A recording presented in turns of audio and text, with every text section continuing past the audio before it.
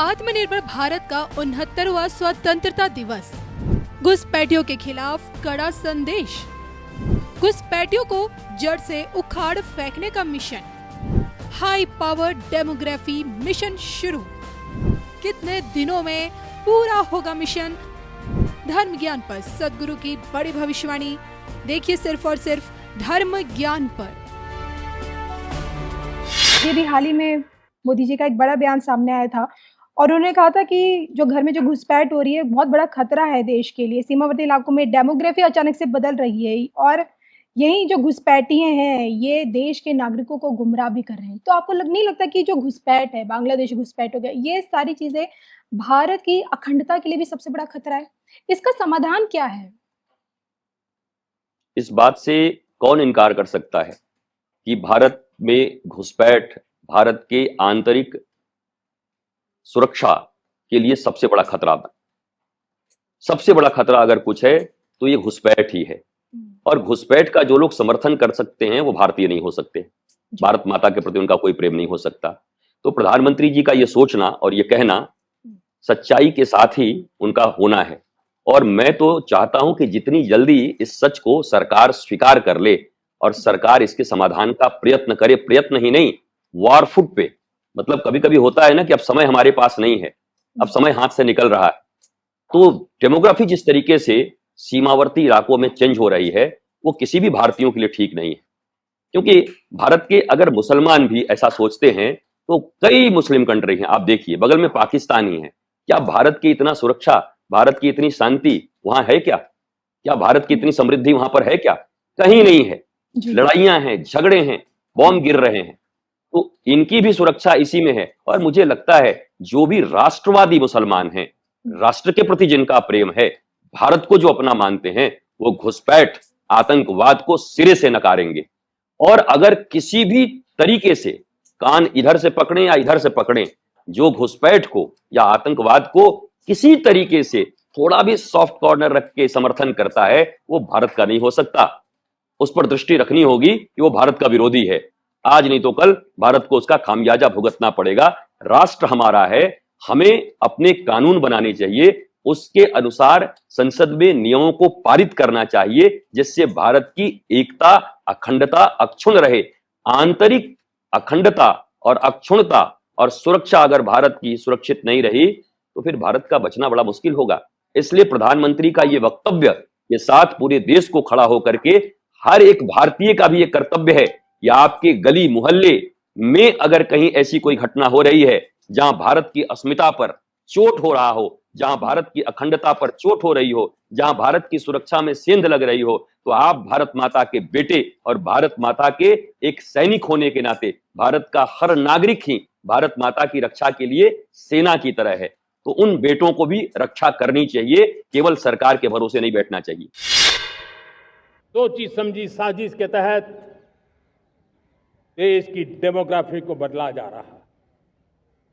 एक नए संकट के बीज बोए जा रहे हैं और ये घुसपैठिए मेरे देश के नौजवानों की रोजी रोटी छीन रहे हैं। एक घुसपैठिए मेरे देश की बहन बेटियों को निशाना बना रहे हैं। ये बर्दाश्त नहीं होगा। ये घुसपैठिए भोले भाले आदिवासियों को भ्रमित करके उनकी जमीनों पर कब्जा कर रहे हैं। ये देश सहन नहीं करेगा। और इसलिए मेरे प्यारे देशवासियों,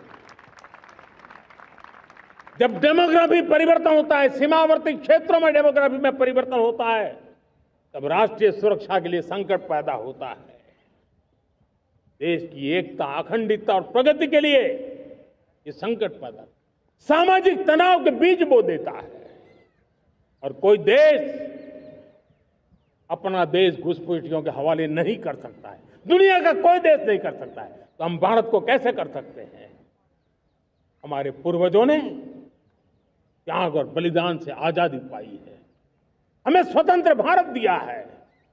उन महापुरुषों के प्रति हमारा कर्तव्य है कि हम हमारे देश में ऐसी हरकतों को स्वीकार न करें। उनकी सच्ची श्रद्धांजलि होगी।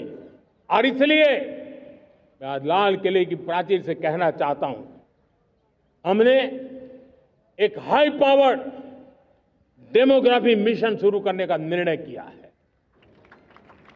ये मिशन, इस मिशन के द्वारा ये जो भीषण संकट नजर आ रहा है, भारत पे मंडरा रहा है जो संकट है, उसको निपटाने के लिए तय समय में सुविचारित सुनिश्चित रूप से अपने कार्य को करेगा। उस दिशा में हम आगे बढ़ रहे हैं।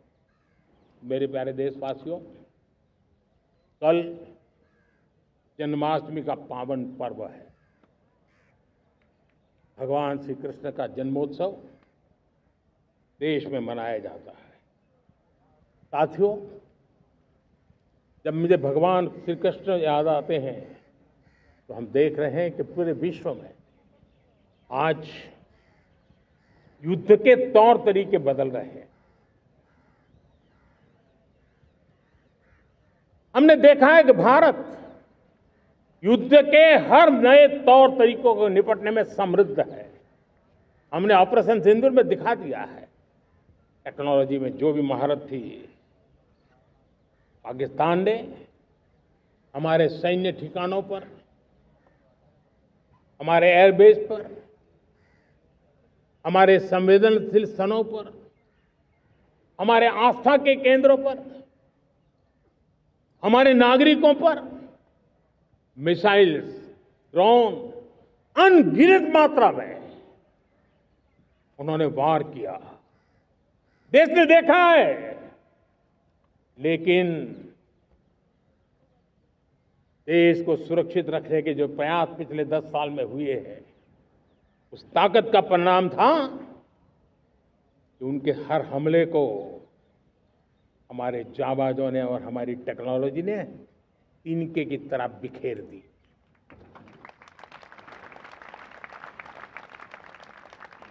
रत्ती भर नुकसान नहीं कर पाए। और इसलिए